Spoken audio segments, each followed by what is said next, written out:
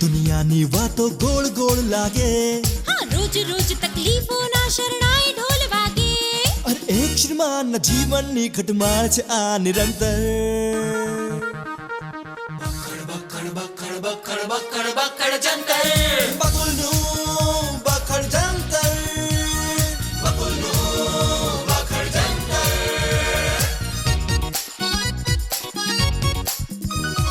બકુલ ને બેલાની જોડી કમાલ.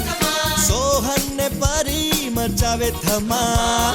અરે સાસુમાનું ચાલે મિલિટરી રાજ ને મોન્ટુ મામાનો અનોખો અંદાજ. દાદાજીના અનુભવથી થઈ તકલીફો છું મંતર.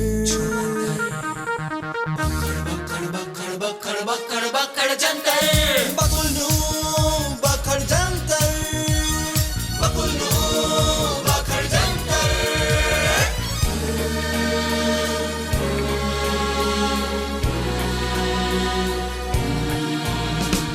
એક સાંધતા તીરે તૂટે સમસ્યાઓનું ના સાથે છૂટે. મળતી બધાને રોજગારી નથી ને પોસાય બલ મોંઘવારી નથી.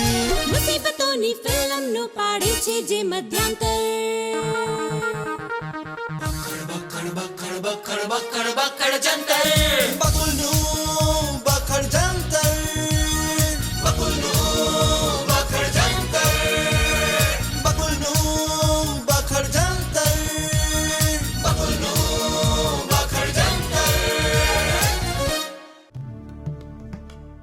ગ્લોબલાઇઝેશનના કારણે ભારતનું તાપમાન વધી રહ્યું છે. કેટલાક પ્રદેશમાં આગ ફાટશે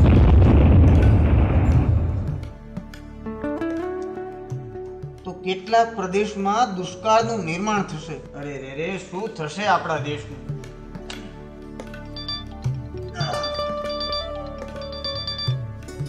હેલો, હા બકુલ બોલું છું. તમે કોણ?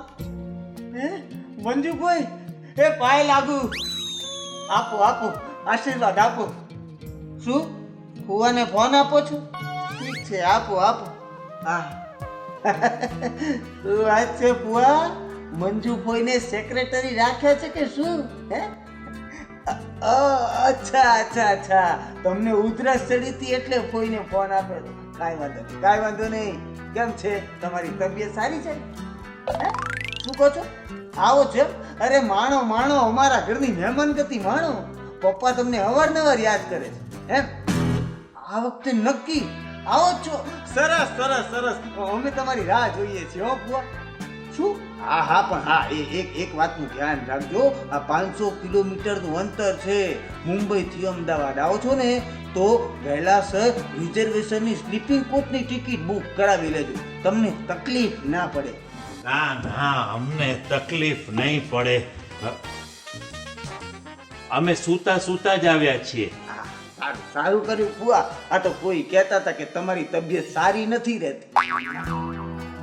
હા, ડોક્ટર પણ એમ જ કહે છે અને રિપોર્ટમાં પણ એમ જ લખ્યું છે. ફુવા, તબિયત સાચવો, તબિયત સાચવો. પેલું કીધું છે ને, પહેલું સુખ તે જાતે ન રહ્યા. હા, એટલા માટે તો અહીં આવ્યા છીએ. આવ્યા છીએ? ફુવા, તમે પણ અમારી કામવાળી કલાવતી જેવું જ બોલો છો. મુંબઈ 500 કિલોમીટર દૂર અને કહો છો એવું કે આવ્યા છીએ. ભાણા પાછળ ફરીને જો. કેમ? એટલે અમે દેખાઈશું. કેમ પાછળ ફરીને જોઈશું એટલે શું મુંબઈ દેખાશે? હે મુંબઈનો તમારો ફ્લેટ દેખાશે? એની ગેલેરીમાં તમે ઊભેલા દેખાશો? ના ભાણા, તારા ઘરમાં અમે દેખાઈશું. જો ફુવા, શારીરિક તબિયત બગડે ને તો એ સુધરે, પણ માનસિક તબિયત જોકે એ પણ સુધરે પણ વાર લાગે. હો જો ભાણા તું આમ ફરીશ ને તો તારું માનસિક સંતુલન બગડી જશે. હાલો ફરીને જોયું શું છે? એ ફુવા, તમે તો અહીં સાક્ષાત દેખાવ છો. બોલો. તે હું સાક્ષાત જ છું. હવે મોઢું બંધ કર, માખી જતી રહેશે. હવે આમ બાઘાની જેમ ઊભો છે. શું પગે લાગ, સુખી થા. જુગ જુગ જીવો ને જીવવા દો. તે અમે ક્યાં કોઈને જીવવા નથી દેતા?